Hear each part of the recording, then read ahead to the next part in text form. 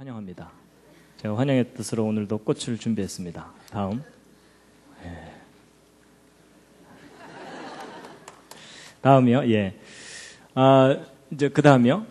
이게 리모컨이 안 되기 때문에 이제 지난 시간에 이 연대 측정 이야기를 했는데 오늘은 이제 연력학 법칙에 대해서 이제 말씀드리겠습니다. 다음. 히브리서 11장 3절 말씀인데요. 함께 한번 읽으시겠습니다. 시작. 믿음으로 모든 세계가 하나님의 말씀으로 지어진 줄을 우리가 아나니 보이는 것은 나타난 것으로 말미암아 된 것이 아니니라.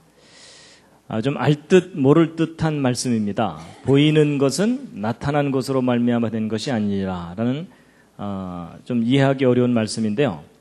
다음이요. 다음. 오늘은 이제 그 우주의 법칙과 성경, 이제 과학의 법칙과 성경에 대해서 말씀드릴 텐데 특별히 연력학 법칙에 대해서 말씀드리려고 합니다. 여러분 그 연력학 법칙을 모르는 사람과는 인생을 논하지 말라 이런 말이 있습니다. 들어보셨습니까? 안 들어보셨을 겁니다. 제가 한 말입니다. 다음 넘겨주시죠. 여러분 연력학 법칙 과학의 가장 중요한 법칙 중에 하나입니다. 영어로는 그 전으로 다 되돌려 주시고요. 리모컨이 지금 작동을 안 하니까. 영어로는 이제 연력학 법칙을 thermodynamic law라고 하는데요. 열과 힘에 관한 법칙입니다.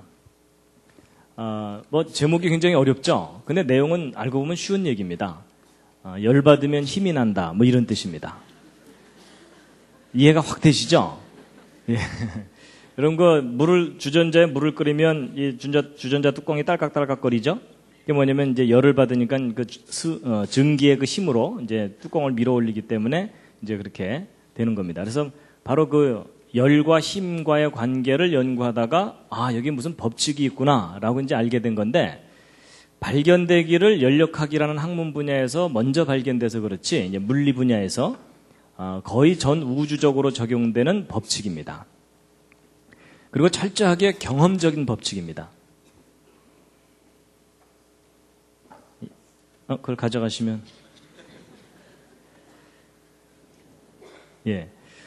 철저하게 경험적인 법칙인데요. 다음 한번 넘겨주시죠. 제가 이제 지난번에 그 전반기 때 봄에 말씀드릴 때 과학에 대해서 얘기하면서 법칙과 이론의 차이를 설명드린 적이 있었습니다. 둘 중에 어느 쪽이 확실한 거라 그랬죠? 법칙입니다. 법칙은 증명이 된 것을 법칙이라고 하기 때문에 법칙은 확실한 것이고 이론은 다시 관찰할 수 없고 또는 다시 관찰할 수 있다 하더라도 예외들이 자꾸 생기기 때문에 이제 이론이라고 합니다. 그래서 과학자들이 법칙을 발견하고 난 다음에도 그 법칙에 반대되는 증거들이 생길 때 그 법칙을 버립니다. 그런데 이제 이 연력학 법칙은 발견된 이후로 지금까지 반대되는 증거가 없는 과학의 가장 근본적인 법칙입니다. 한번 눌러주시고요. 그래서 이 법칙과 이론을 제가 설명드리면서 마치 올림픽에서 금메달과 은메달의 차이처럼 과학의 법칙은 금메달이고 이론은 은메달이다 이런 말씀을 드렸듯이 하여튼 법칙은 우리가 지금 현재까지는 믿어야 되는 이제 그런 것입니다. 다음이요. 그래서 이제 이 연력학 법칙에 대해서 먼저 좀 소개를 해드릴 텐데요.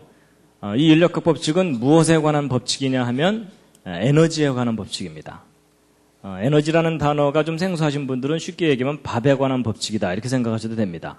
우리가 밥을 먹는 이유가 활동하기 위한 에너지를 얻기 위한 것이거든요.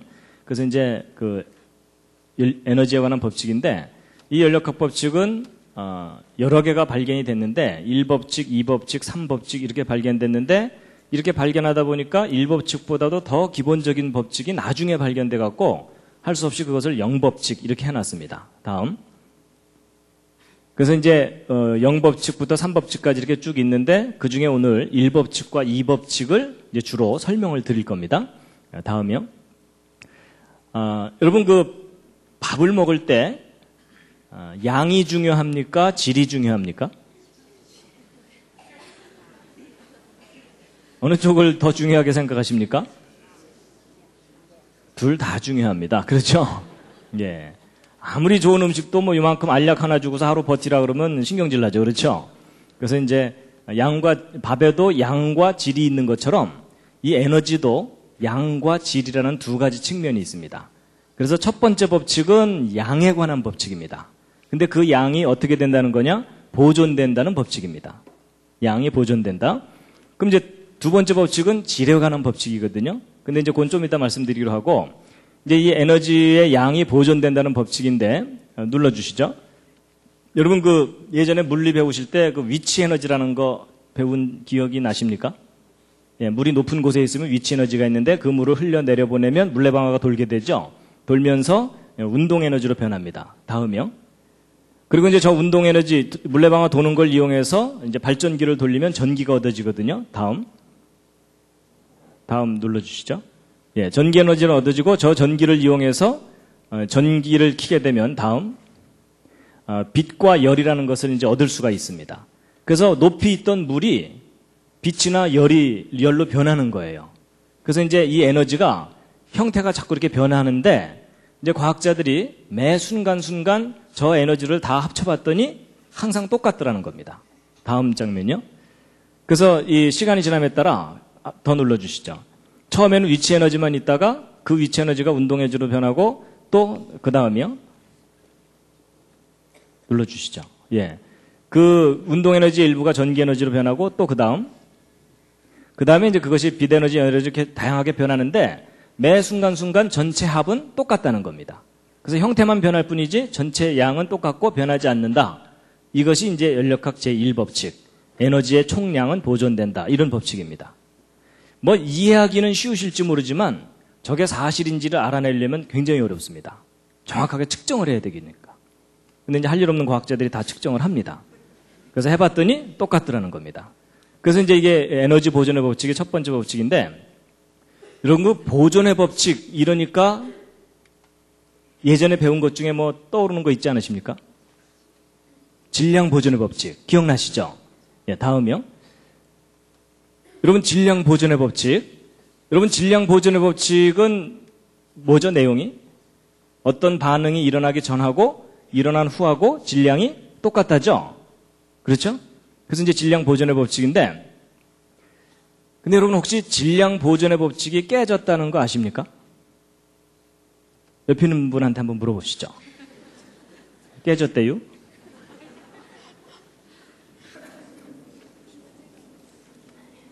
그래서요, 이제 질량 보존의 법칙 깨졌다는 거 아시는 분이요? 예, 몇 분 계시는군요. 예. 여러분 그 법칙이 깨진다는 말은 예외가 있다는 말이거든요. 근데 질량 보존의 법칙이 적용되지 않는 실제 예가 발견됐습니다. 이제 그게 뭐냐면 핵융합이라고 하는 여러분 핵폭탄 아시죠? 요즘 이제 한국이 그것 때문에 지금 떠들썩한데 핵을 분열시키면서 폭발을 일으키는 경우가 있고 핵을 합치면서 이 폭발을 일으키는 경우가 있거든요. 근데 이제 핵융합을 하다 보니까 질량이 사라지는 현상이 관찰된 거예요. 근데 질량이 이제 사라지는데 완전히 사라지는 건 아닙니다. 그 질량이 뭘로 변하냐면 에너지로 변합니다. 그래가지고 이제 그걸 나타내는 공식이 그 유명한 아인슈타인의 공식인데, 아인슈타인 아시죠? 그랬더니 어떤 분이 우유회사 사장 뭐 이러시더라고요.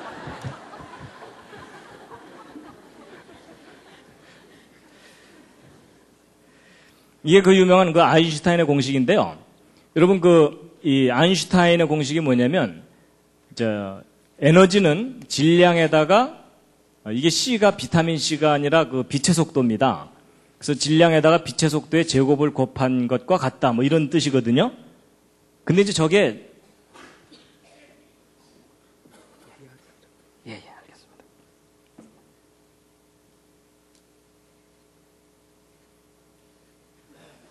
예. 근데 이제 요게 이제 무슨 뜻이냐면 질량이 사라지면 거기에다가 빛의 속도의 제곱을 곱한 만큼의 에너지가 생기는 건데, 여러분 이 빛의 속도는 1초에 지구를 7바퀴 반 돌 정도 큰 값입니다. 그러니까 약간의 질량만 사라져도 엄청난 에너지가 나온다 그 뜻입니다. 그래서 여러분 예를 들어 이 리모컨만큼의 질량이 사라지잖아요. 그러면 이 일대에 대폭발이 일어날 정도의 엄청난 에너지가 나옵니다. 그래서 제 몸이 하나 사라지면요, 제 몸 전체가 완전히 에너지로 변해버리면 이 분당 일대가 그냥 폭발돼서 날아갈 정도의 큰 에너지가 나옵니다. 그래서 여러분 아무리 화가 나도 너 꺼져버려 이러시면 안 됩니다. 진짜 그 사람이 꺼져버려서 에너지로 확 변해버리면 너도 죽고 나도 죽고 다 죽는 겁니다. 그래가지고 바로 이런 그 약간의 질량만 없어져도 엄청난 에너지가 나오는 걸 이용해서 핵 융합을 이용해서 이제 그 수소폭탄이라는 걸 만드는데, 이론은 되지만 실제적으로 그걸 컨트롤하는 게 어렵기 때문에 그 수소폭탄은 아직 실용화가 제대로 되고 있지 않은 그런 상황입니다. 근데 이제 보세요. 이것이 우리에게 굉장히 중요한 걸 알려줍니다. 특히 창조에 관해서 중요한 걸 알려주는데, 여러분 지금 현재 우리가 보고 있는 이 모든 것들은 물질이거든요. 그렇죠? 근데 성경에 의하면 우리가 눈으로 보는 이 모든 물질들이 물질이 아닌 것으로부터 창조됐다 그러잖아요. 그렇죠? 근데 사람들은 그걸 잘 이해를 못하는 게 왜 그러냐면, 여러분 이것도 제가 이렇게 손으로 만지고 있는 이것도 상당히 딱딱합니다. 그렇죠? 근데 이렇게 딱딱한 것들이 nothing에서 생길 수 있다는 것이 사람들한테는 잘 이해가 안 가는데, 근데 저 공식을 잘 들여다보면 여러분 모든 물질은 질량을 갖고 있는데 그 물질이 아닌 것으로부터 생겨날 수 있다는 얘기입니다. 그렇죠? 여러분 에너지라는 것은 눈에 보이지도 않고 만져지지도 않는 건데, 그러니까 사실은 형태가 없는 거예요. 그런데 형태가 없는 것으로부터 형태가 있는 어떤 물질이 생겨날 수 있다는 것을 말하기 때문에 창조가 가능하다는 겁니다. 과학적인 원리로. 그래서 이제 결국 과학자들이 이제 뭘 알게 됐냐면요. 이 질량이라는 것도 하나의 그 에너지구나라는 걸 알게 돼가지고 결국 질량 보존의 법칙보다도 더 넓은 의미로 에너지 보존의 법칙이라는 것을 이야기하게 된 겁니다. 그래서 예전에 여러분들이 알고 계시던 질량 보존의 법칙을 포함하는 더 큰 개념이 에너지 보존의 법칙입니다. 그래서 이제 제1법칙에 대해서 이제 말씀을 드렸고요. 자, 그 다음에 이제 한 가지 말씀드릴 게 이제 뭐가 있냐면, 에너지에서 이제 어떤 물질이 생기는 것까지는 말씀드렸지만, 사실 성경에 나오는 그 태초에 하나님이 천지를 창조하시니라는 그 창조는 nothing에서 something이 만들어지는 창조입니다. 근데 여러분 우리가 보는 이 모든 물질들이 nothing에서부터 생길 수 있다는 것이 이제 사람들한테 잘 이해가 안 가고, 야, 이건 과학적으로 말이 안 된다 이렇게 생각을 하는데, 근데 여러분 이 물질 세계의 본질을 알고 나면 nothing에서 something이 생길 수 있다는 걸 이해를 하실 수가 있습니다. 자, 이제 무슨 얘기냐면요. 여러분 제가 보이십니까? 제 마음 말고 제 몸이 보이세요? 여러분들이 지금 저를 본다고 생각하시지만 여러분들이 저의 실체를 보고 있지 못하십니다. 이게 무슨 궤변이냐? 궤변이 아니고요. 제가 과학적인 사실을 말씀드리는 건데요. 여러분 우리가 이렇게 단단한 이런 돌이나 이런 쇳덩어리들이 nothing에서부터 생길 수 없다고 생각하는데, 물질 세계의 기본 구조를 알고 나면 이해를 할 수가 있습니다. 여러분 모든 물질은 원자로 되어 있다는 거 아시죠? 그렇죠? 근데 이제 이 원자의 구조가 어떤지를 과학자들이 알고 나서 깜짝 놀랐습니다. 이 우주가 사실은 텅 빈 거라는 걸 알게 된 거예요. 무슨 말이냐면요. 여러분 이 원자는 그 중심에 핵이라는 게 있고 그 주변을 전자가 돈다는 거 기본적으로 아시죠? 뭐 모르셔도 괜찮습니다. 오늘 알려드릴게요. 그런데 이제 우리는 보통 그 원자가 이렇게 있으면은 그 속이 대부분은 꽉 차 있을 거라고 생각을 하거든요. 근데 아닙니다. 여러분 이 원자 내에서 이 핵과 전자의 상대적인 크기와 거리를 비유적으로 말씀드린다면 어떤 상태냐면, 이 핵을 농구공만 하다고 생각하면 이 전자는 콩알보다도 작습니다. 그 크기가. 그런데 문제는 이 전자가 농구공 바로 옆에서 이렇게 돌고 있는 게 아니고 어느 정도 거리를 떨어져서 돌고 있는 셈이냐면 대략 한 2km쯤 떨어져서 돌고 있는 겁니다. 2km쯤. 그러면 이 핵으로부터 이 전자까지 이 중간은 뭐냐면 텅 빈 공간입니다. 허공. 근데 저런 구조를 가진 원자들로 여러분과 제 몸이 이루어져 있습니다. 그럼 여러분 2km짜리를 꽉 압축을 하면 이 중간이 다 사라지면서 이 전자가 요 핵에 딱 들러붙겠죠? 그럼 2km짜리 공이 농구공만해질 정도로 압축이 된다는 뜻입니다. 그러니까 제가 이렇게 폼을 잡고 이렇게 서 있지만 제 속에 들어있는 이 절대 공간인 이 허공을 다 빼내고 이 핵하고 전자만 모아서 저를 압축하면 제가 얼마나질 것 같습니까? 2km짜리가 요만해지는 거니까 제가 2m도 채 안 되니까 1mm도 안 될 만큼 조그매지는 겁니다.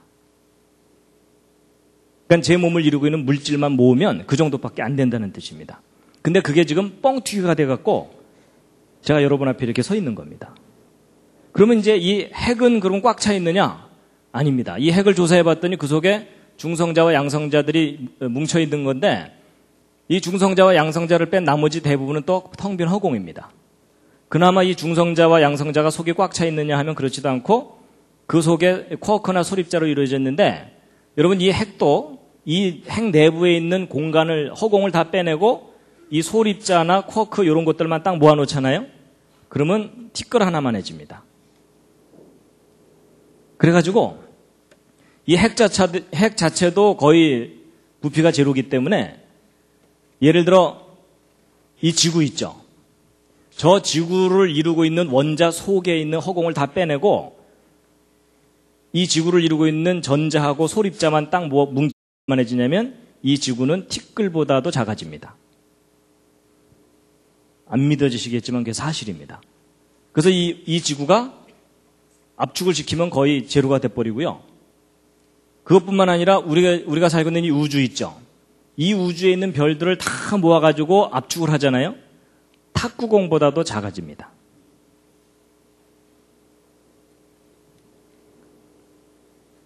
여러분 옆에 있는 분 한번 살짝 만져보시죠.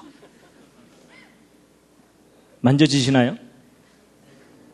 그런데 사실은 그 옆에 있는 분이 그 속은 텅 비어 있는 겁니다.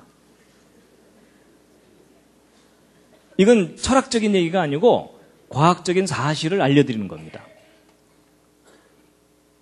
그래서 여러분 이 물리학자들이 이 내용을 알기 때문에 빅뱅 이론이라는 걸 얘기하는 이유가 바로 그겁니다. 이 우주를 압축하면은 탁구공보다도 작아지는데 그런 탁구공보다도 작은 알이 이 우주가 맨 처음 시작될 때 있었는데 그게 뻥 터져가지고 이 우주가 생겨났다는 이론이 빅뱅 이론입니다. 그러니까 그 문제의 본질은 뭐냐면 이 우주는 원래 낫싱이라는 얘기입니다. 그나마 이 전자나 소립자도 그 내부 구조가 꽉 차 있는지 비어 있는지 모릅니다, 아직. 그래서 여러분, 이건 과학적인 사실이기 때문에 이제 드디어 옆에 앉은 분에게 또 하나의 진실을 얘기해 줄 시간이 왔습니다. 한마디 하셔야 되는데 그 말을 하면 옆에 있는 분이 굉장히 기분 나빠하실 겁니다. 그게 뭐냐면 일단 우리말로 하면 너무 심하니까 영어로 하겠습니다. 옆에 있는 분에게 이런 얘기를 하시면 됩니다. You are nothing.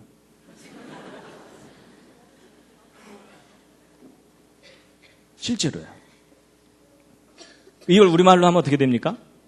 당신은 아무것도 아니야. 이 얘기입니다. 그래서 여러분 우리가 사실은 이렇게 폼 잡고 이렇게 있지만요.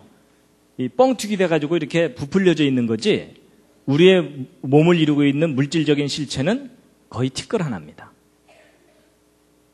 근데 이걸 뻥튀기처럼 딱 부풀려 놓으신 분이 계시는데 그분이 바로 창조자 하나님이십니다. 그래서 우리가 썸씽인 것처럼 이렇게 살지만 우리의 본질 자체가 nothing입니다. nothing인데 썸씽처럼 펼쳐져 있는 겁니다. 그래서 이 우주도 제로고요. 그래서 이제 이 사실을 이제 아시고 나면요. 이제 성경 말씀이 더 실감나게 이제 다가오게 되는데요. 자, 아까 그 히브리서 11장 3절 읽으셨던 것 다시 한번 읽으시겠습니다. 시작. 믿음으로 모든 세계가 하나님의 말씀으로 지어진 줄을 우리가 아나니 보이는 것은 나타난 것으로 말미암아 된 것이 아니니라. 여러분, 이 보이는 것, 이게 뭐냐, 우리 눈에 보이는 이 모든 것들이요, 이렇게 나타나 있는 것이 본질이 아니라는 겁니다. nothing이 something처럼 펼쳐져 있는 거라는 겁니다. 그래서 여러분 혹시 요 구절이 어디서 나오는 건지 아십니까? 불교 조금 아시는 분들은 아실 텐데 이게 반야심경에 나오는 구절이거든요. 색즉 시공, 공즉 시색인데 보이는 것은 곧 텅 빈 것이고 텅 빈 것이 곧 보이는 거다, 이런 뜻이거든요. 근데 바로 이제 이 성경 말씀하고 같은 맥락의 이야기입니다. 그렇다고 여러분 불경 믿으라는 얘기가 아닙니다. 불경 속에도 뭔가 이 우주의 본질에 대해서 이해를 하고 써놓은 구절이 있기는 있다, 그 얘기를 하는 거고요. 어쨌든 이 우주가 원래 텅 빈 겁니다. 그래서 이제 성경 말씀을 같이 보실 텐데요. 욥기서 10장 9절 함께 한번 읽으시겠습니다. 시작.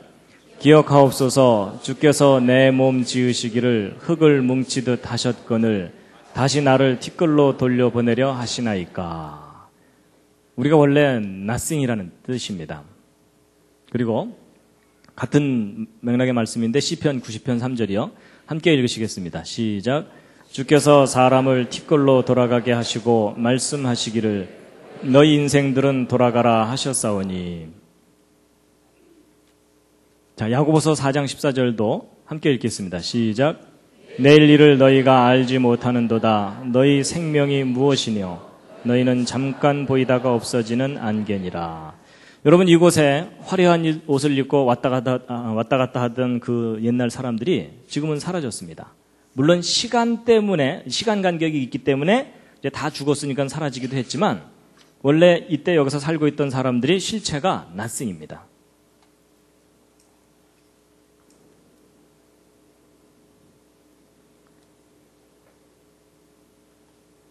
사람 정도가 아니고요. 이사야서 40장 15절 읽으시겠습니다. 시작. 보라, 그에게는 열방은 통에 한 방울 물 같고 저울에 적은 티끌 같으며 섬들은 떠오르는 먼지 같으니. 여러분, 이 세상 모든 만물이 그냥 하나의 티끌이라는 겁니다. 근데 이게 과학적으로 옳은 표현입니다. 자, 히브리서 1장 3절 말씀인데요. 함께 한번 읽으시겠습니다. 시작. 이는 하나님의 영광의 광채시요 그 본체의 형상이시라. 그의 능력의 말씀으로 만물을 붙드시며. 여러분 여기 보세요. 그의 능력의 말씀으로 만물을 붙드신다, 이렇게 되어 있는데요. 여러분 손바닥 한번 이렇게 쳐보시겠어요? 손뼉을 한번 쳐보시겠습니까? 손뼉을 치면은 손뼉이 쳐지죠? 그렇죠? 여러분 손뼉 딱 쳤는데 그 두 손이 투명인간처럼 서로 확 통과하거나 이런 일은 없죠? 손뼉을 치면 항상 손이 아프고서 이렇게 부딪히잖아요?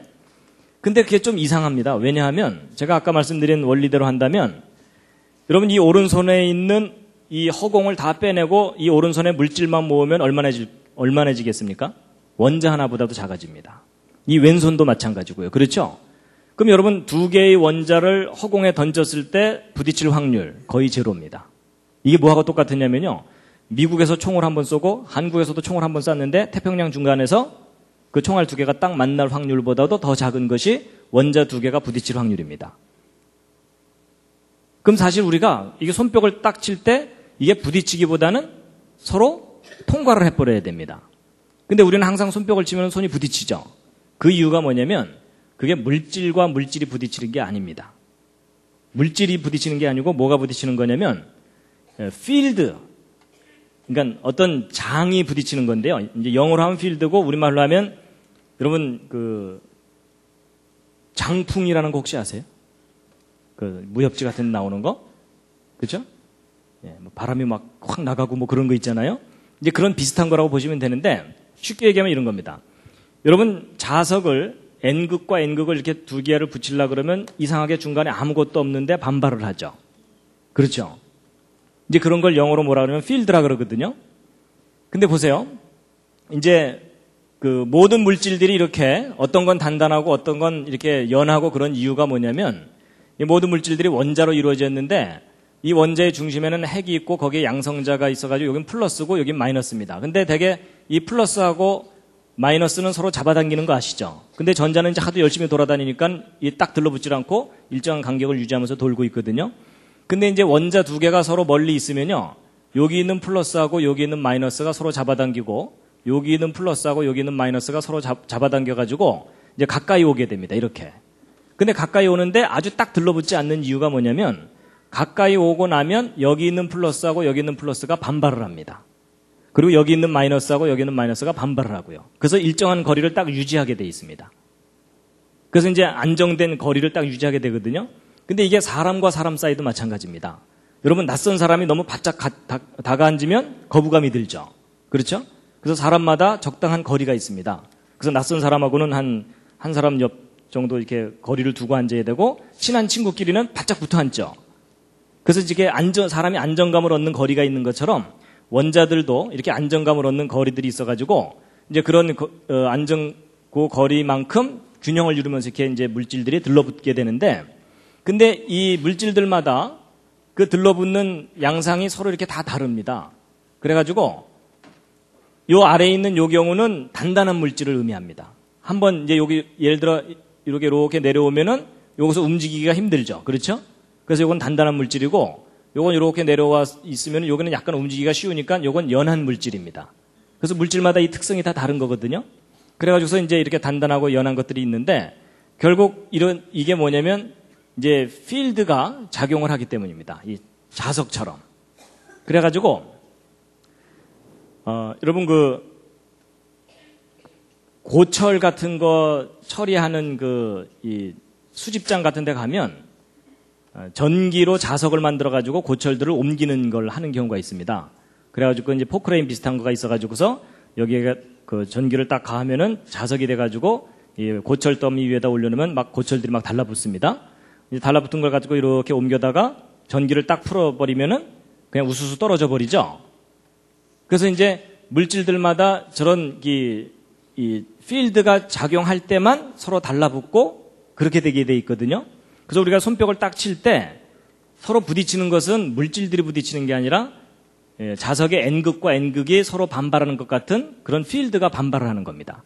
근데 만약에 저 필드를 스위치를 딱 꺼버리면 어떻게 되냐면 이 오른손과 왼손이 서로를 인식을 못하기 때문에 통과해버립니다.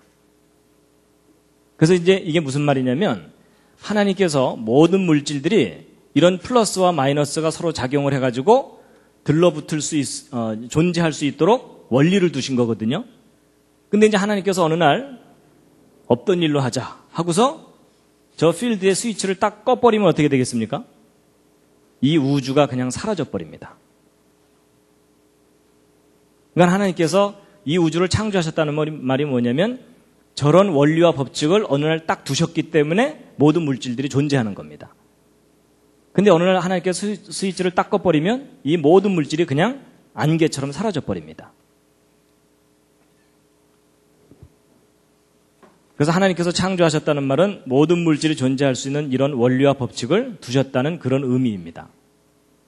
그래서 이제 히브리서 1장 3절에 그의 능력의 말씀으로 만물을 붙드신다라는 말이 하나님께서 모든 물질이 존재할 수 있도록 원리와 법칙을 정해두셨기 때문에 존재한다는 뜻입니다. 근데 그 원리와 법칙을 어느 날 딱 꺼버리면 이 우주가 사라져버리는 겁니다. 그래서 이사야서 40장을 보면은 함께 읽으시겠습니다. 시작. 그 앞에는 모든 열방이 아무것도 아니라 그는 그들을 없는 것 같이 빈 것 같이 여기시느니라. 그런즉 너희가 하나님을 누구와 같다 하겠으며 무슨 형상에 비기겠느냐. 여러분 하나님께서는 모든 것들을 없는 것처럼 빈 것처럼 여기신다고 되어 있는데 여기시는 게 아니라 사실은 모든 게 텅 빈 겁니다. 이 우주에 있는 모든 물질들이. 로마서 4장에 있는 말씀인데 함께 읽으시겠습니다. 시작. 그의 믿은 바 하나님은 죽은 자를 살리시며 없는 것을 있는 것 같이 부르시는 이시니라. 여러분 없는 것을 있는 것처럼 부르면 존재한다는 거거든요. 제가 예전에 예수님의 기적 중에 오병이어의 기적, 떡 5개와 물고기 2마리로 10,000명 이상이나 되는 사람들을 배불리 먹였다 그랬죠. 근데 보통 사람들은 떡 5개 물고기 2마리 해봤자 요만큼이고 그 다음에 10,000명 이상 먹을 음식은 아마 이 가득 놔야 될 정도로 많잖아요. 근데 요만한 음식이 어떻게 이 방 가득만큼으로 변할 수 있느냐? 그걸 사람들이 잘 이해를 못 하거든요. 근데 여러분, 아까 제가 말씀드린 그 원리를 이해하시면 이게 이해가 됩니다.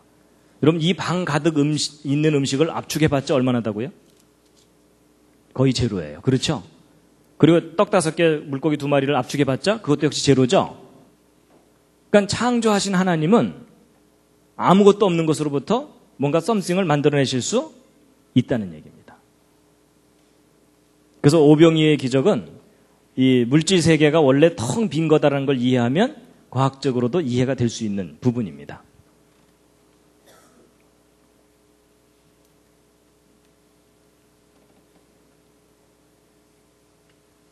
이사야서 40장 26절에 있는 말씀인데요. 함께 읽으시겠습니다. 시작. 너희는 눈을 높이 들어 누가 이 모든 것을 창조했나 보라. 여러분, 지금 우리가 보고 있는 이런 물이나 흙이나 나무나 이 구름이나 이 무지개나 이 모든 것들이 우리가 썸씽이라고 생각하지만 저것들이 본질적으로 낫승입니다. 근데 하나님께서 어떤 원리와 법칙을 두셔서 우리 앞에 저렇게 쫙 펼쳐놓으신 겁니다.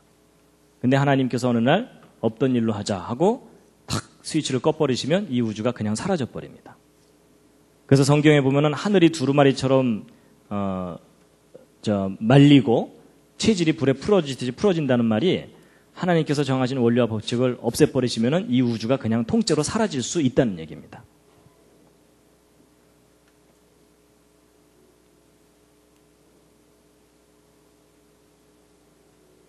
제가 이 기능이 예. 요 두 번째 것을 열어주시겠습니까? 두 번째 연력학 법칙 2를요. 잠시 기지개를 한번 쫙 켜주겠습니다.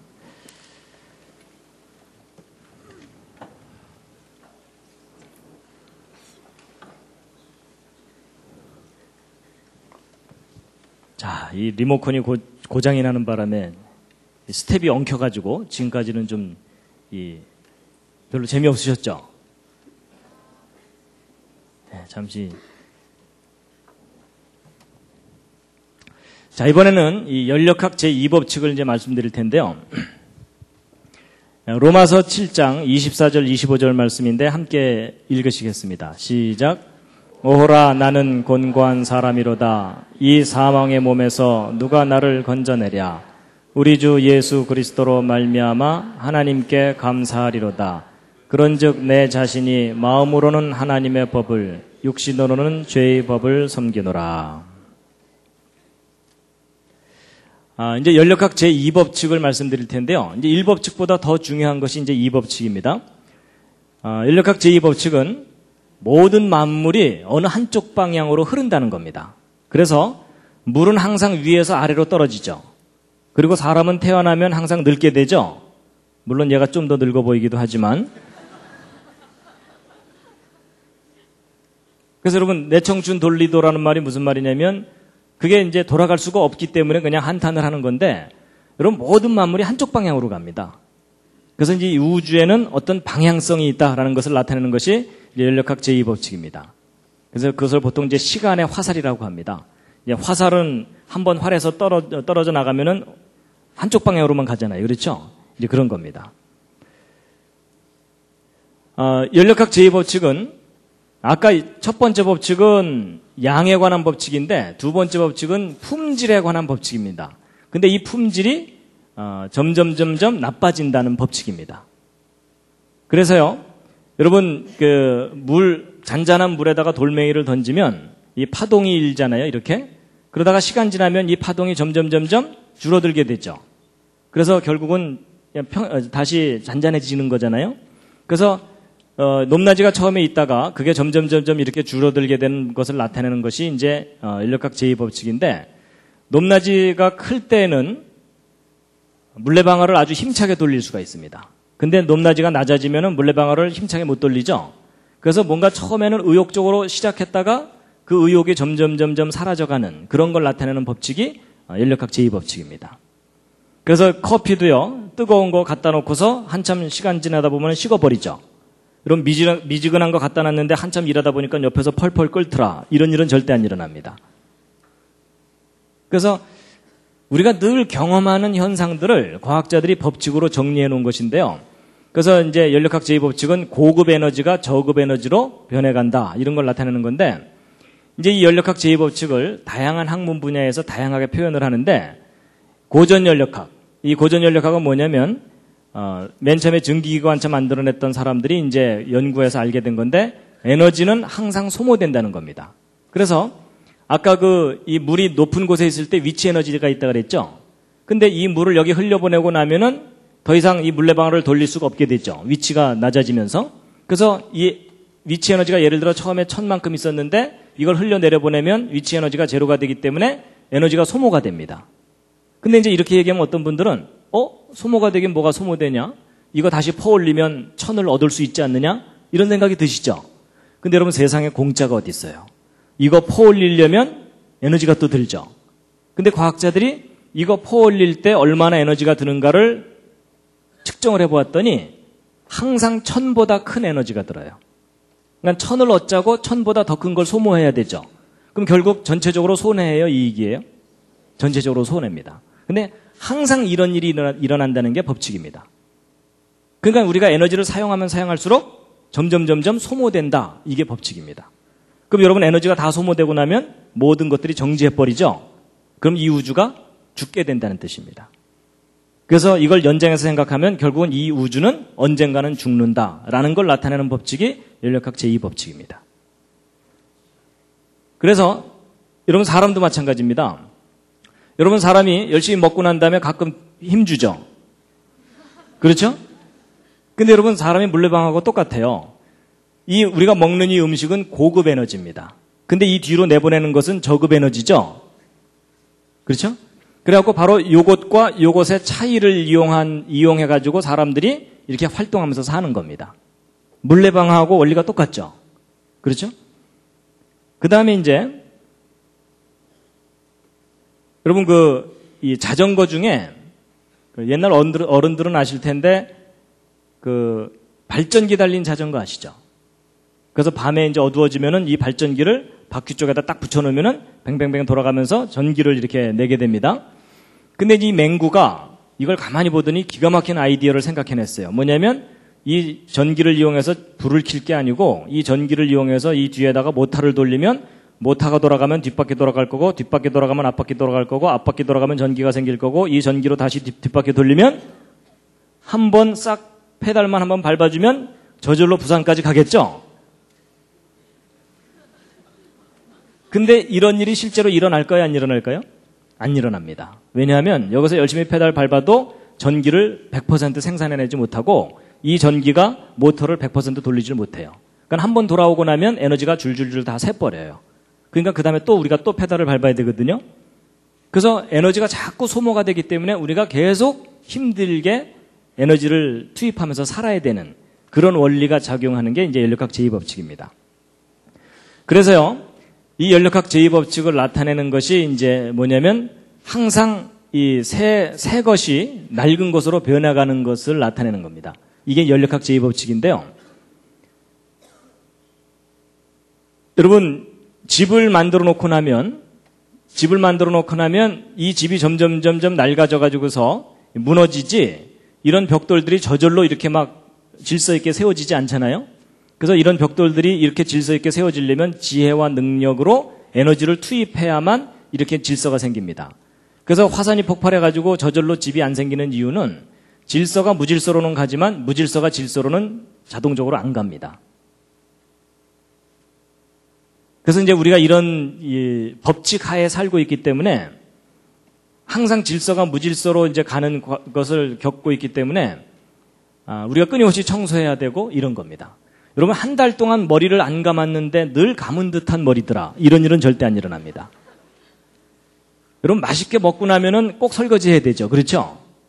그래서 우리가 활동하면 활동할수록 무질서가 주변에 늘어나게 돼 있거든요. 여러분 처음 들어올 때는 정돈이 잘 돼 있다가 여러분 가고 나면 막 쓰레기도 남고 뭐 이러잖아요. 그게 질서가 무질서로 자연스럽게 간다는 법칙입니다. 그래서 특히 이 어린 아이들은 이 무질서를 만드는 데 선수입니다. 근데 사람이 성숙하게 되면 자기가 에너지를 투입해서라도 질서를 세웁니다. 그래서 교회도 마찬가지입니다. 다른 사람을 배려하는 그런 마음이 없는 성숙하지 않은 사람들이 교회에 많이 모이면 교회가 많이 어지러워집니다. 근데 남을 배려할 줄 아는 성숙한 사람이 있으면 교회에 질서가 생기거든요. 그래서 사람은요, 가만히 내버려두면 타락하게 돼 있습니다. 맞죠? 그게 연력학 제2법칙입니다. 그리고 여러분, 강의 듣고서 나가면서 곧바로 잊어먹으시죠?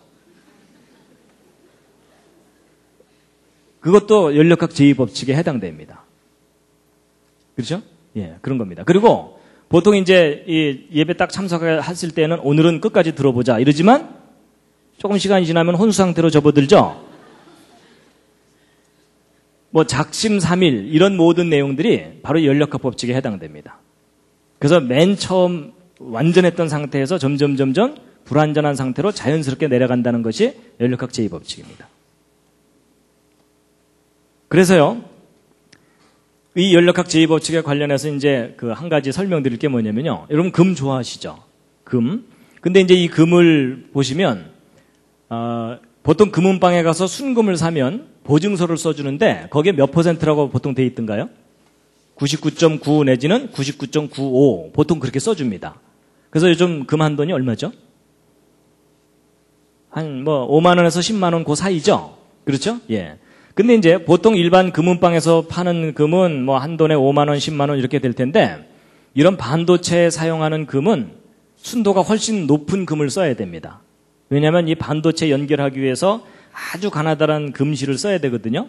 지금은 이제 다른 물질로 대체를 하지만 옛날에는 금을 썼어요. 왜냐하면 금은 녹이 안 슬거든요. 그래갖고 아주 가느다랗게 이제 해서 이제 전기를 흘려보내야 되는데 근데 이 금 속에 들어있는 이런 불순물들이 열을 내게 됩니다. 그래갖고 열을 내면서 이 금실 전선이 끊어지면 안 되니까 가능한 한 이 불순물들을 빼내야 됩니다.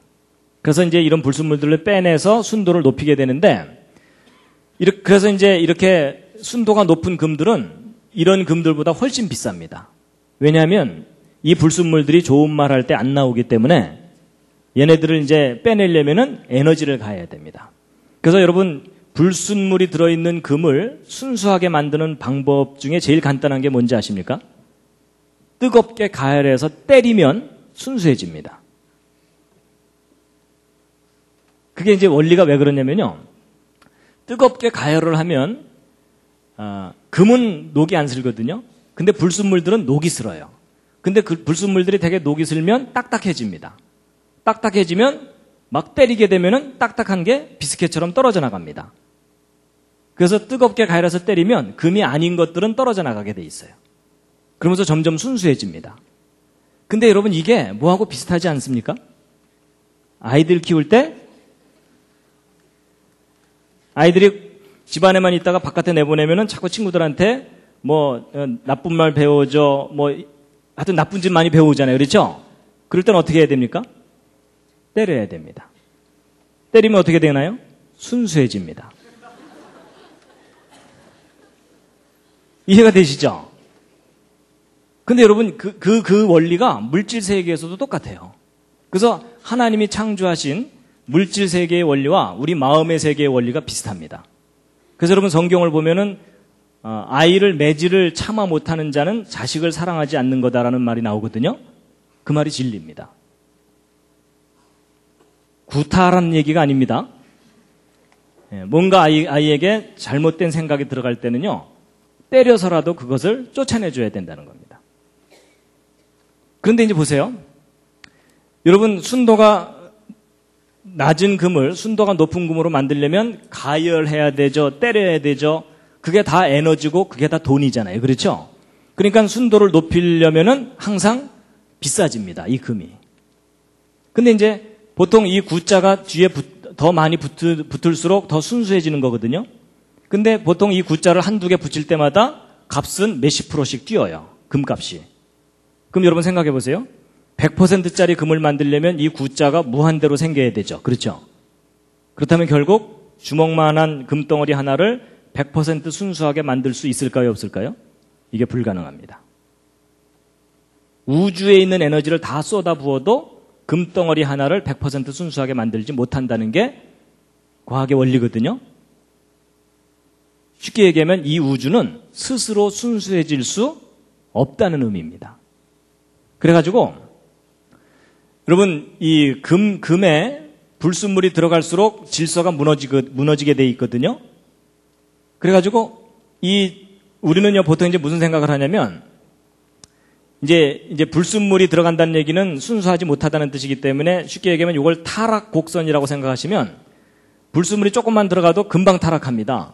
그래서 이제 상당히 사람들이 점점 타락하게 되게 돼 있는데 보통 사람들이 조금 타락한 상태에서 정신 차리면 좀 착하게 살 수가 있습니다. 그런데 순수해지려고 노력하면 노력할수록 완전하게 100% 순수해진다는 게 불가능하다는 것을 깨닫게 됩니다. 그래서 보통 이제 교회 생활하다 보면 이런 일이 있어요. 엉망으로 살던 사람들이 마음 잡고 이제 좀 착하게 살잖아요. 그럼 교만해집니다. 나 정도는 돼야지 뭐 이러면서 이제 자기가 좀 순수해지고 난 다음에 별로 순수하지 않은 사람들을 비난을 하게 되는데 근데 그 사람이 정말 순수해지려고 노력하다 보면은 절망을 하게 됩니다. 이게 안 되는구나. 그래서 여러분 그 사도 바울이 아까 그 고백했던 거 있잖아요. 오호라 나는 곤고한 사람이로다. 이 사망의 몸에서 누가 나를 건져내려 했던 그 고백은요. 사도 바울이 엉망으로 살 때 한 고백이 아니고 거의 성자처럼 살 때 한 고백입니다. 그러니까 자기가 순수해지려고 노력하다 보니까 100% 순수해질 수 없다는 걸 깨닫게 되는 거예요. 그래서 인간이나 이 피조 세계가 스스로 순수해질 수 없기 때문에 완전해질 수 있는 방법은 뭐냐면 완전하신 하나님이 우리를 완전하게 해주시는 방법밖에 없다는 겁니다. 그래서 제가 이 물질 세계 속에서 이런 원리, 제가 이제 재료공학을 공부했기 때문에 저런 연력학 법칙 저런 거 배우거든요. 근데 이거 배우면서 제가 이 과학의 법칙하고 이 성경의 원리학과 똑같구나. 제가 그걸 깨닫게 됐습니다. 자, 그래서 이제 이 연력학 제2법칙의 아주 중요한 요점 중에 하나가 바로 이제 이 그림인데요. 잘 보세요. 지금 말씀드린 자연 법칙, 바로 연력학 법칙은 시간이 지날수록 질서가 무너진다는 법칙이죠. 근데 여러분 학교에서 가르치는 진화론은 뭐냐면 점점점 시간이 지나갈수록 무질서에서 질서가 생겨난다는 이론이죠. 여러분 제가 서두에서 뭘 말씀드렸냐면 법칙과 이론 중에 어느 쪽이 더 중요하다고요? 법칙이 우선이라 그랬죠? 그래서 여러분 그런 얘기를 하는 겁니다. 연력학 제2법칙 하나만 제대로 알아도 이 진화론이 근본적으로 잘못된 이론이라는 걸 알 수 있다라고 말하는 거가 바로 이겁니다. 근데 여러분 성경을 보면 맨 처음에 하나님께서 완전하게 만드셨던 때가 있고 그 이후로 타락했다고 돼 있죠?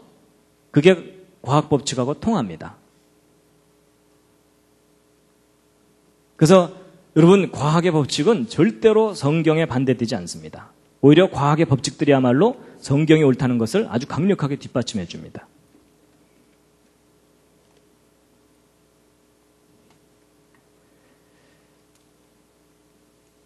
그래서 이제 히브리서 1장을 보시면요. 함께 읽으시겠습니다. 시작. 또 주여 태초에 주께서 땅에 기초를 두셨으며 하늘도 주의 손으로 지으신 바라. 그것들은 멸망할 것이나 오직 주는 영존할 것이요 그것들은 다 옷과 같이 낡아지리니 의복처럼 갈아입을 것이요 그것들이 옷과 같이 변할 것이나 주는 여전하여 연대가 다함이 없으리라 하였으나. 여러분 다 옷과 같이 낡아진다는 말이 과학적인 표현으로 할 때 연력학 제2법칙입니다.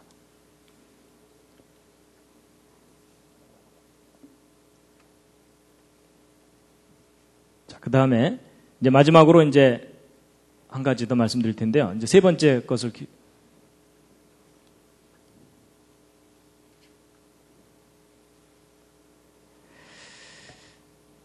자, 기지개 한번 살짝 더 켜시죠.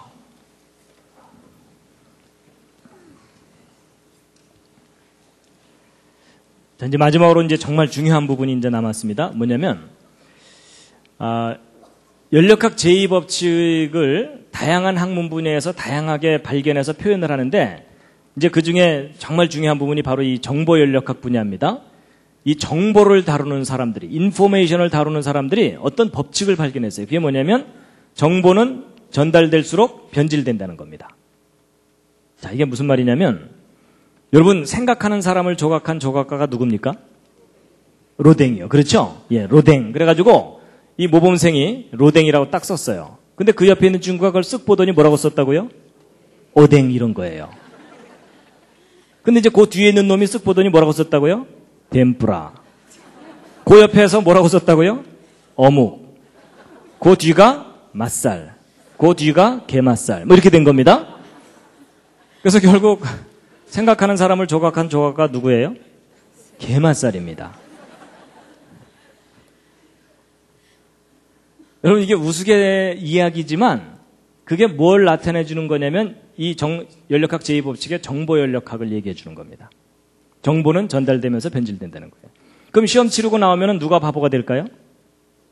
로댕이라고 쓴 아이가 바보가 돼요. 왜냐하면 다른 애들은 다 먹을 건데 걔만 아니잖아요. 그러니까 다른 애들이 뭐라고 핍박해요? 우리가 틀렸겠냐? 네가 틀렸지? 뭐 이러면서.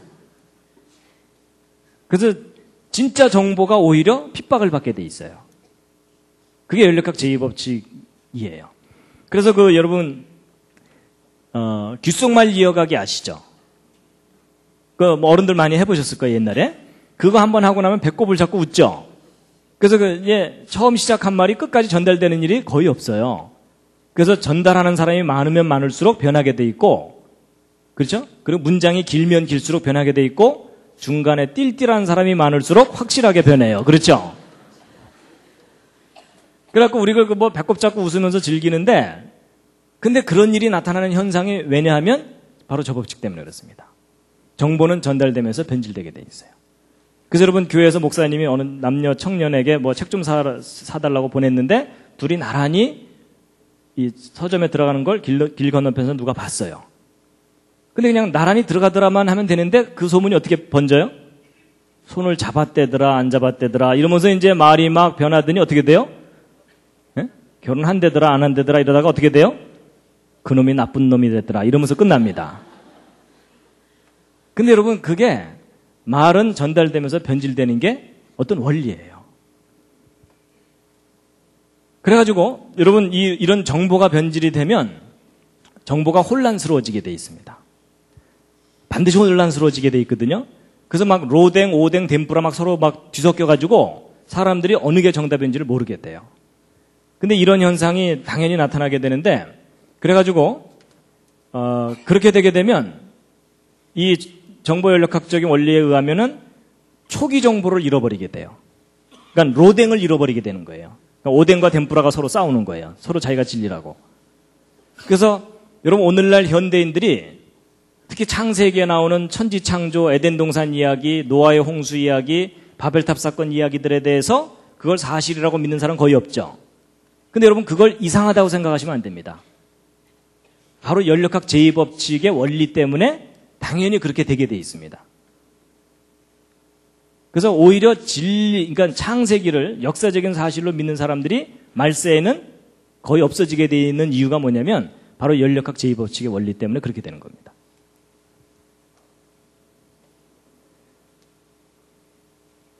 그 다음에 이제 이 연력학 제2법칙이 작동을 하게 되면 개념의 혼란이 증가하는데요. 예를 들어 사랑이요. 여러분 사랑이라는 게 얼마나 가치 있는 단어입니까? 그렇죠? 근데 그 사랑이라는 단어에 대한 이해가 사람마다 다 달라요. 그렇죠? 그러는 바람에 사랑한다니까 이러면서 서로 싸운다고요. 그렇죠? 그리고 여러분 죄가 뭐죠? 죄가 뭡니까? 제가 지난번 한자 얘기할 때 알려드렸는데요. 하나님의 말씀에서 벗어나는 게 죄입니다. 근데 오늘날 현대인 중에 죄가 하나님의 말씀에서 벗어나는 게 죄라고 알고 있는 사람은 거의 없어요. 그렇죠? 그래서 이 정확한 개념이 변질되게 되어 있습니다. 그리고 예전에는 행복의 기준이 뭐냐 그랬을 때 옛날 우리 어른들 중에 돈이 기준이라고 생각한 사람 그리 많지는 않았습니다. 그렇죠? 근데 요즘은 그냥 돈이 행복의 기준이 돼버렸고요. 그 다음에 이제 진리가 밥 먹여주냐 이러면서 진리에 대해서 관심이 없어졌거든요. 그래서 결국 초기 정보도 잃어버리고 개념이 혼란해지면은 가치관의 붕괴가 일어납니다. 그래서 오늘날 현대인들이 가치관의 붕괴가 일어난 이유가 바로 이런 원리가 작동하기 때문에 그렇습니다. 그리고 여러분 종교만큼 또 혼란스러워진 게 없습니다. 그렇죠? 정말 중요한 게 종교인데 인간을 구원하는 것이 종교인데 종교가 혼란스러워져가지고 여러분 자칭 메시아가 이 세상에 얼마나 많아요. 그렇죠? 내가 재림 예수다 이러잖아요. 그럼 이제 그 옆에 있는 사람이 난 널 보낸 적이 없다 뭐 이러면서 둘 다 묶어놔야 됩니다. 그렇죠? 그래서 여러분 이 시대에 진짜 종교를 찾는 일은 정말 어려운 일입니다. 그렇죠? 예. 그래서 이렇게 종교가 혼란스러워진 원인 중에 하나도 바로 그 연력학 제2법칙이 작동하기 때문에 그렇습니다. 근데 이제 이 모든 것들이 다 변질되고 그러지만 변질되지 않는 게 있습니다. 그게 뭐냐면 하나님의 말씀은 변하지 않는데요. 이사야서 40장에 있는 말씀인데 함께 한번 읽으시겠습니다. 풀은 마르고 꽃은 시드나 우리 하나님의 말씀은 영영이 서리라 하라. 자, 이제 마지막으로 이제 뭘 말씀드리고 마칠 거냐면요. 지금 방금 제가 말씀드린 이 연력학 제2법칙에 의하면 정보는 반드시 변질되게 돼 있다 그랬잖아요. 그럼 생각해 보세요. 여러분과 제가 가지고 있는 이 성경은 원본이 아닙니다. 맞죠? 원본이 아니고 이건 우리가 가진 성경은 번역본이에요. 그러니까 원본이 있을 거고 그 원본을 곧바로 번역한 게 아니라 여러분 지금 모세가 받았던 십계명이라든지 모세 오경의 그 원본들은 지금 없어요. 맞죠? 구약 성경의 원본이 하나도 남아있는 게 없습니다. 그래서 그 원본을 필사를 했어요. 옮겨 적었어요. 근데 여러분들도 옮겨 적어 보시면 알지만 옮겨 적을 때마다 글자 틀리죠. 그렇죠? 더군다나 이 책이 뭐 한두 장짜리 책이 아니라 이렇게 두꺼운 책을 옮겨 적는다면 반드시 틀리는 글자들이 생길 수밖에 없겠죠. 아까 그 연력학 제2법칙에 의해서. 맞죠? 그렇다면 이제 우리가 어떤 의심이 드는 거냐면 도대체 이 책이 원본과 똑같다고 누가 보장할 수 있느냐 하는 거예요. 그렇죠? 원본이 남아있으면 원본과 대조해보면 틀린 데를 알 수 있겠는데 그나마 원본도 없어요. 그래서 여러분 이 성경이 오랫동안 심각한 도전을 받았습니다. 어떻게 이것을 정확하게 믿을 수 있느냐는 거예요. 그러니까 예를 들어 예수 그리스도를 믿어야만 구원을 얻는다 하고 여러분과 제가 그렇게 알고 있잖아요. 근데 만약에 성경 원본에 예수 그리스도를 믿어도 구원을 받는다 이렇게 만약에 돼 있다면 우리가 그동안 얼마나 그것 때문에 치고받고 싸우고 서로 죽이고 그랬어요. 그렇죠? 근데 성경 원본이 없기 때문에 성경이 정말 정확한 기록인지 확신할 수가 없었던 거예요. 그래서 오랫동안 성경이 그런 도전을 받아왔었는데 여러분 안심하시기 바랍니다. 우리가 가진 성경 정말 믿을 만한 책인데요. 이제 원본이 없는 상태에서 도대체 우리가 가지고 있는 이 사본들이 믿을 만한 거냐라는 것을 검증하는 과학적인 방법이 있는데요. 이제 그걸 고서검증법이라고 합니다. 우리가 가지고 있는 사본이 얼마나 원본과 똑같은지 이제 검증을 하는 건데 몇 가지 기준이 있습니다.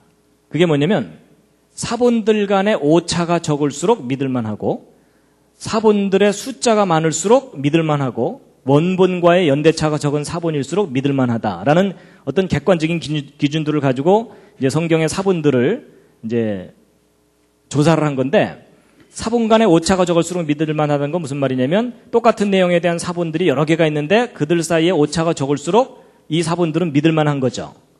이건 뭐 쉬운 얘기입니다. 두 번째, 같은 내용을 가진 사본들이 많을수록 믿을만합니다. 왜냐하면 사본이 딱 하나만 있으면 비교해 볼 게 없기 때문에 그게 정확한 원본과 똑같은지 알 길이 없잖아요. 그렇죠? 그래서 이제 믿을만하고 세 번째는 맨 첫 번 원본이 있고 그걸 복사한 것들이 필사한 것들이 연대마다 이렇게 있을 텐데 원본과 가장 가까운 사본이 가장 변질이 안 됐겠죠. 그래서 바로 이제 이런 관점을 가지고 우리가 가지고 있는 사본이 얼마나 정확한지를 검증을 해봤는데 예를 들어 이제 먼저 신약 사본을 말씀드리면요. 여러분 이제 신약 성경만 얘기하면 비교할 게 없기 때문에 일리아드라 그래서 그 서양 사람들이 서양의 지식인들이 성경 다음으로 많이 애송하고 암송하고 뭐 이랬던 고전인데 이 일리아드하고 신약 성경을 둘을 비교해 드리면 사본 간의 오차 여러분 신약 성경 0.5% 있습니다. 여러분 성경에 오차가 없다는 오류가 없다는 것은 원본에 오류가 없다는 얘기지 사본들 사이에는 오류가 있습니다. 그러니까 0.5%라고 하면은 200분의 1이에요. 쉽게 얘기하면 200글자당 한 글자 정도다라고 생각하시면 됩니다. 근데 일리아드는 5%니까 20분의 1이에요. 그러니까 20글자당 한 글자 정도 쉽게 얘기하면. 근데 어쨌든 신약 성경이 일리아드보다 10배 정도 믿을 만해요. 그다음에 이제 사본 숫자 신약 성경 2만 권 이상 발견됐고요. 일리아드는 600여 권이 있어요. 그래서 사본 숫자만 비교해 보아도 40배 정도 신약 성경의 숫자가 훨씬 많으니까 믿을 만합니다. 그다음에 이제 최초의 사본하고 원본과의 연대 차이. 그러니까 지금 현재로 따지면 가장 오래된 사본하고 원본하고의 연대 차이인데 적게는 25년, 많게는 80년 정도 차이죠. 그러니까 평균 한 50년 정도의 차이가 나는 오래된 사본을 가지고 있어요. 신약 성경에 대해서. 근데 일리아드는 원본이 BC 900년인데 최초 사본이 BC 400년이니까 500년 정도 차이죠. 그래가지고서 이 사본들 연대 차이가 신약 성경이 10분의 1 정도로 적어요. 그래서 이제 이건 좀 단순 무식하긴 하지만 어쨌든 이것을 이제 계산을 해보면 신약 성경이 일리아드보다 한 4,000배쯤 믿을만하다 할 정도로 사본이 잘 보존되어 있는 거예요. 정확하게. 근데 여러분 아무래도 0.5% 오차가 있다는 거가 좀 꺼림직하시죠? 근데 여러분 저거에 너무 신경 쓰지 마시기 바랍니다. 저 오차가 어떤 오차냐면 별로 중요하지 않은 오차입니다. 예를 들어 예수께서 가라사대 이렇게 해야 되는데 예수께서 가라사디 뭐 이렇게 썼다거나 이런 거예요. 그러니까 문맥을 잘못 이해할 정도의 오차가 있는 게 아니고 아주 단순한 오차들이 저 0.5% 오차의 대부분이에요. 그러니까 그런 것 그리고 또 신약 성경 중에 24,000권은 예수께서 가라사대 이렇게 돼 있는데 한 600여 권만 예수께서 가라사디 이렇게 돼 있는 경우예요. 그러니까 오차를 얼마든지 교정할 수가 있는 그런 오차들이 대부분이기 때문에 이런 관점으로 볼 때 신약 성경이 지금까지 어떤 고전보다도 가장 완벽하게 보존되어 있다라는 겁니다. 자, 근데 이제 문제는 신약 성경의 문제가 아니라 이제 구약 성경의 문제입니다. 여러분 신약 성경의 근거가 되는 게 구약 성경이죠. 그러면 구약 성경이 많이 틀리면 신약 성경이 아무리 완벽해도 그 틀린 것을 근거로 해서 신약 성경을 쓴 거기 때문에 문제가 심각합니다. 그래서 이제 구약 성경이 과연 이제 얼마나 완벽하게 보존됐을까 이걸 검증을 해보았는데요. 구약 성경의 경우는 모세 오경이 BC 1400년경에 쓰여졌고 구약 성경 중에 제일 마지막 책인 말라기가 BC 400년경에 쓰여졌기 때문에 대략 1000년 기간 동안에 이제 그 책들이 구약 성경 책들의 원본이 쓰여졌습니다. 그런데 얼마 전까지 현대인들이 갖고 있던 구약 성경 사본 중에 가장 믿을만하다고 했던 사본이 마소레 텍스트라 그래서 보통 맛소라 사본 이러는데 이게 맛있는 소라다 이런 뜻이 아닙니다. 이 마소레 텍스트라고 하는 건데 이게 AD 900년경 기록된 겁니다. 근데 이제 문제가 뭐냐면 말라기하고만 비교해 보아도 1300년이나 차이가 나요. 그렇죠? 그럼 1300년 동안 얼마나 많이 변질됐는지 검증할 길이 없잖아요. 그렇죠? 그래갖고 구약 성경이 오랫동안 그 진리성에 대해서 의심을 받았었어요. 이게 변질되지 않은 게 맞느냐. 그랬는데 20세기 최대의 고고학적 발견이라고 할 만한 사건이 있는데 그게 뭐냐면 사해사본이 발견된 겁니다. 사해사본인데 여러분 이스라엘에 가면은 여기에 사해가 있습니다. 예루살렘 그 근처에 이 사해가 있는데 이 사해는 이제 소금기가 하도 많아서 사람이 이게 둥둥 뜬다 그러죠. 예. 근데 이 사해 근처에 동굴들이 많아요. 동굴들이 많은데 이 동굴 지역에서 발견된 사본입니다. 그래가지고 이제 맨 이 사해 사본이 처음 발견된 때가 언제냐면 1947년도인데 바로 요 동굴입니다. 이 사해 사본을 발견하게 된 그 배경이 이렇습니다. 목동 하나가 양을 잃어버렸어요. 그래갖고 양을 찾으러 돌아다니는데 그 근처에 동굴들이 많거든요. 일일이 들어가 볼 수가 없으니까 돌멩이 들고 동굴 안에다가 돌멩이를 던져 넣은 거예요. 그러면 이제 아무것도 없으면 그냥 돌 떨어지는 소리만 날 거고 그 다음에 양이 있으면 매 하고 나올 거고 매 하고 소리를 낼 거고 그 다음에 사자가 있으면 어흥 하면 재빨리 도망가면 되잖아요. 그래갖고 이제 돌멩이를 들고 이 동굴 저 동굴 돌멩이를 던져놓고 이제 돌아다니고 있었는데 바로 요 동굴에다가 돌멩이를 집어넣었더니 그릇 깨지는 소리가 나는 거예요. 그래갖고 이상하다 싶어서 들어가서 봤더니 항아리가 있어요. 이 항아리를 열어봤더니 그 속에 뭐가 있어요. 그래갖고 그걸 이제 가지고 나왔어요. 근데 이 목동이 까막눈이라 이게 얼마나 중요한 건지 모르고 그냥 헐값에 어디다 팔았어요. 근데 그게 이제 돌아다니다가 어느 학자한테 발견이 된 거예요. 그래서 이 학자가 이걸 이렇게 열어서 봤더니 이게 너무나 귀한 이 사본이거든요. 그래갖고 수소문을 해서 이거 발견한 목동을 찾아가서 이거 어디서 났느냐 물어봤더니 이 동굴 지역에서 발견된 거예요. 그래갖고 그 일대를 이잡듯이 뒤져갖고 사본들을 이제 다 발견해냈는데 구약 성경 에스더서 빼고 다 발견됐어요. 사본이. 근데 문제는 이 사해 사본이 언제적 사본이냐면 이제 그때 이제 발견된 유물들도 함께 있고요. 그래서 이런 유물과 그 밖의 기록들을 조사해 봤더니 이 사해사본은 예수님 당시쯤 기록된 거예요. 그러면 맞소라 사본하고 1000년 기간의 차이가 있죠. 그렇죠? 그럼 이제 학자들의 관심은 뭐냐면 이 사해사본과 맞소라 사본이 얼마나 서로 틀린가 이거 확인해 보는 거죠. 그래서 1000년이나 지났으니까 굉장히 많이 틀릴 거다 생각했는데 놀라지 마세요. 이사야서 같은 경우 한 글자도 안 틀려요. 그러니까 완벽하게 보존되어 있는 거예요.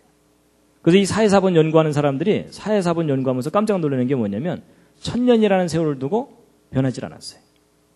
기록이. 그러니까 이 기간 동안 안 변했기 때문에 그 이전 기간에도 변할 리가 없겠죠. 그렇죠? 그러니까 이게 무슨 얘기냐면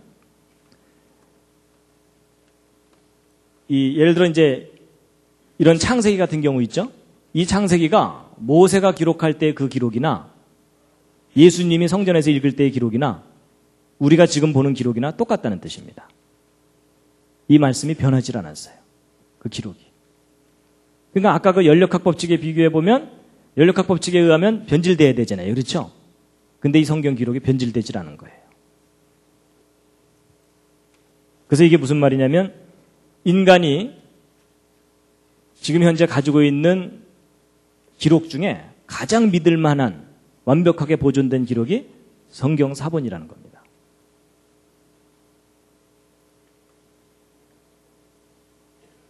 그래서 이사야 40장 말씀 다시 한번 읽겠습니다. 시작. 풀은 마르고 꽃은 시드나 우리 하나님의 말씀은 영영이 서리라 하라.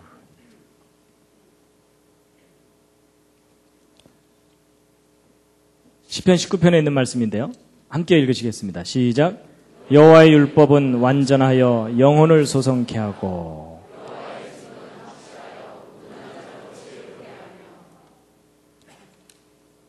하나님의 율법이 이 완전하다는 것은 이제 내용이 완전하다는 것인데 보존도 완전하게 됐습니다. 그래서 이 사해사본의 발견은 금세기 최대의 고고학적 발견이라고 할 만한 아주 중요한 발견이었습니다. 성경이 믿을 만한 기록이다. 변질되지 않았다라는 것을 우리에게 확증해 주는 그런 발견이었습니다.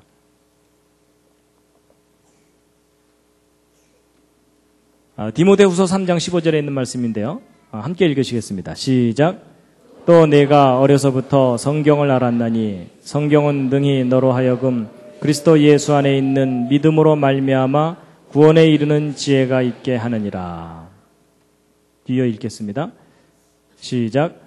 모든 성경은 하나님의 감동으로 된 것으로 교훈과 책망과 바르게 함과 의로 교육하기에 유익하니 이는 하나님의 사람으로 온전케 하며 모든 선한 일을 행하기에 온전케 하려 함이니라. 자, 그래서 이제 오늘 연력학 법칙을 말씀드렸는데요. 기억나십니까? 기억 안 나셔도 괜찮습니다. 연력학 법칙 때문에 기억이 안 나시는 거거든요. 여러분, 첫 번째 법칙이 보존의 법칙이라고 그랬죠?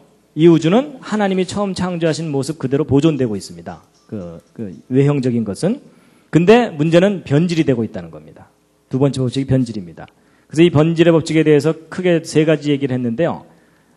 첫 번째가 이제 에너지가 점점 고갈되기 때문에 이 우주는 결국은 사망을 당하게 된다. 그 얘기고, 질서가 점점 무질서해지면서 이 우주가 무질서 쪽으로 가고 있다라는 것이고, 그 다음에 정보가 점점 변질되기 때문에 사람들이 진리를 잃어버리게 된다. 그 얘기입니다.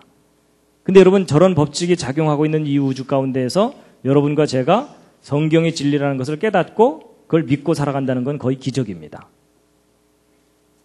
그래서 제가 이 연력학 법칙을 이해하고 나서는 야, 내가 성경을 진리라고 믿고 산다는 게 이게 기적이구나 라는 것을 알게 됐고 그것에 대해서 감사하고 있습니다.